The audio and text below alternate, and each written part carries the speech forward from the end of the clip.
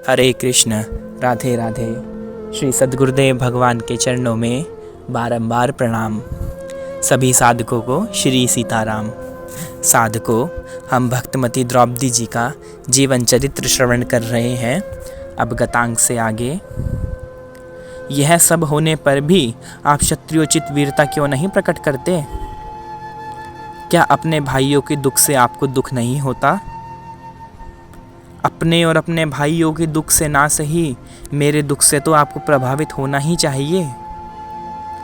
मैं महाप्रतापी राजा द्रुपद की कन्या हूँ, महात्मा पांडु की पुत्र वधू हूँ, धृष्टद्युम्न की बहन हूँ और आप सरीखे वीरों पांडवों की पतिव्रता धर्मपत्नी हूँ।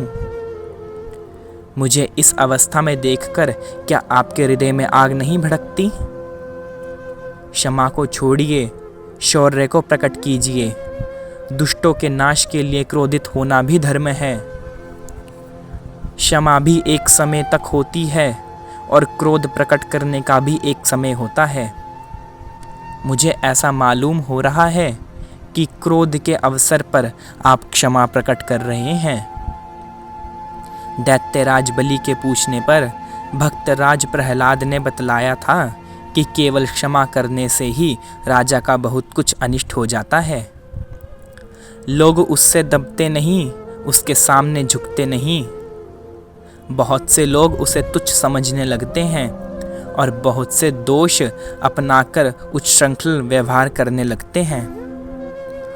लोभी उसका धन संपत्ति ले लेना चाहते हैं, उसके कर्मचारी बिगड़ जाते हैं। सेवक उसकी आज्ञा का पालन नहीं करते। लोग उसकी स्त्री का सतीत्व नष्ट करना पर उतारू हो जाते हैं और स्त्री भी स्वच्छंदनीचारिणी हो जाती है। इसलिए क्षमा के साथ साथ दंड देना भी आवश्यक है। इसी प्रकार जो सर्वदा दंड ही देता है, क्षमा नहीं करता, वह कभी कभी अन्याय कर बैठता है। वह अपने मित्रों का भी विरोध करता है और सब लोगों का अप्रिय बन जाता है। स्वजन उसका साथ छोड़ देते हैं, उपकारी उससे निराश हो जाते हैं, उदासीन भी शत्रु हो जाते हैं और राह चलते लोग भी उससे खींचने लगते हैं। अविचारित दंड का यही परिणाम है कि अपमान, धन की हानि, उलाहना, अनादर, संताप, द्वेष, मोह और वैर की उत्पत्ति आदि अनर्थ प्राप्त होते हैं। इसलिए समय पर नरमी और समय पर गर्मी दिखानी चाहिए। आप उपकार करने वालों से कोई अपराध भी हो जाए तो क्षमा कर देना चाहिए। मूर्खता के कारण किसी से अपराध हो जाए तो वह भी क्षमा करने योग्य है। कोई जानबूझकर अपराध करे तो स्वीकार कर लेने पर और पश्चाताप करने पर उसे भी एक बार क्षमा कर देना चाहिए। जो अपराध भी करे और अपने को निरपराध सिद्ध करने के लिए दलील भी दे, उसे दंड देना ही उचित है। बार बार अपराध करने वालों को क्षमा तो करना स्वयं भी एक अपराध है। कभी कभी लोक निंदा के भय से भी क्षमा करना पड़ता है, परंतु इन बातों को देश, काल और अपनी क्षमता के साथ मिला लेना चाहिए। धर्मराज, मेरी समझ से कौरवों को दंड देने का यही उपयुक्त समय है। वे बार बार आपकी बुराई कर रहे हैं, इसलिए उन्हें क्षमा नहीं करना चाहिए। अब आप अपना क्षत्रिय तत्व प्रकट करें, अपना तेज दिखाएं और उन दुष्टों को उनके किए दंड का कार्य का दंड दें। युधिष्ठिर ने द्रौपदी की प्रशंसा करते हुए कहा, द्रौपदी, तुम बड़ी बुद्धिमती हो, तुम्हारी युक्तियां बड़ी प्रबल हैं, परंतु मैं क्रोध को कभी आश्रय नहीं दे सकता। क्रोध से मनुष्य का नाश हो जाता है। जो क्रोध के वेग को रोक सकता है, उसी का भला हो सकता है। क्रोधी मनुष्य गुरुओं का अपमान कर बैठता है। उसे वाच्य, अवाच्य और कार्य अकार्य का ज्ञान नहीं रहता। वह इतना अंधा हो जाता है कि मरने योग्य की पूजा और पूजा करने के योग की हत्या कर डालता है। बहुतों ने क्रोध के कारण आत्महत्या कर ली है। क्रोधहीन ही सुखी है। द्रौपदी, मुझे तो कभी क्रोध नहीं आता। क्रोध ना करने से अपनी और दूसरों की भी रक्षा होती है। अपने को जो पीड़ा पहुंचाता है उसे भी बारंबार क्षमा करना ही धर्म है।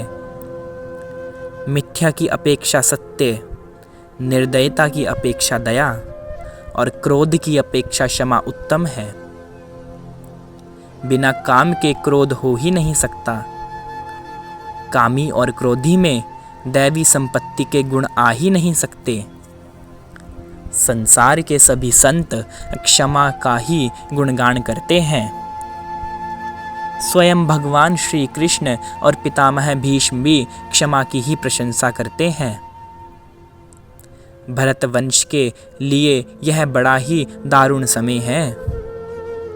यदि इस समय मैं क्षमा नहीं करूंगा तो इस वंश का सत्यानाश हो जाएगा। अक्षमा ने मेरा आश्रय लिया है। मैंने क्षमा को अपनाया है।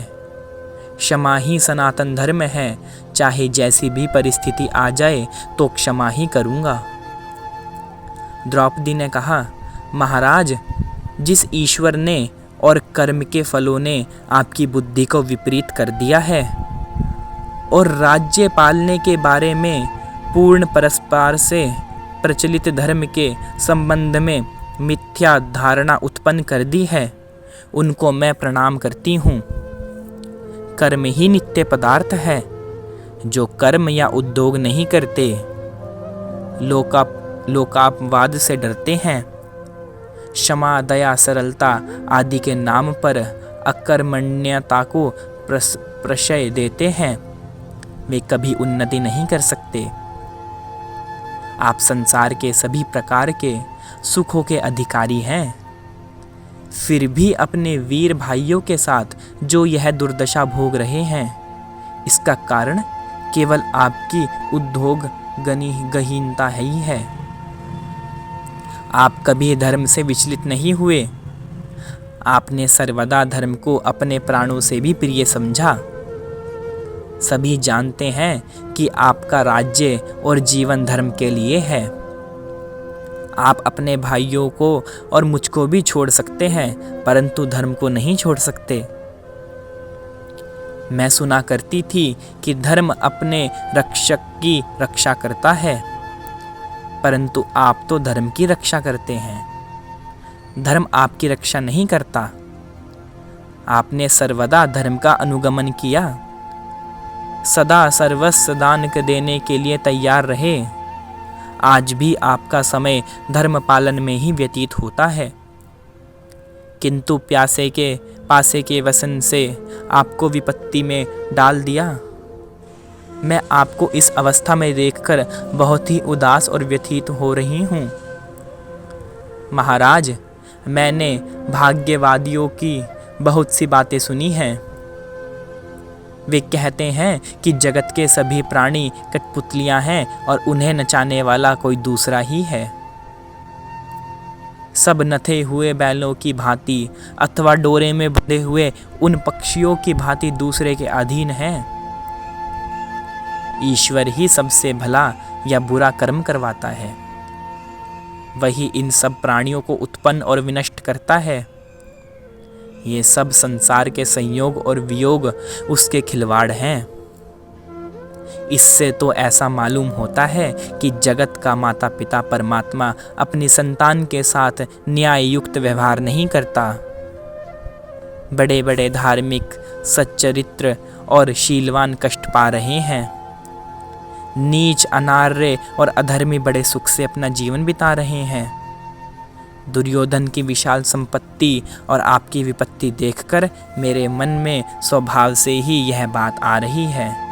आज का प्रसंग यहीं तक। तब तक के लिए हरे कृष्ण, राधे राधे।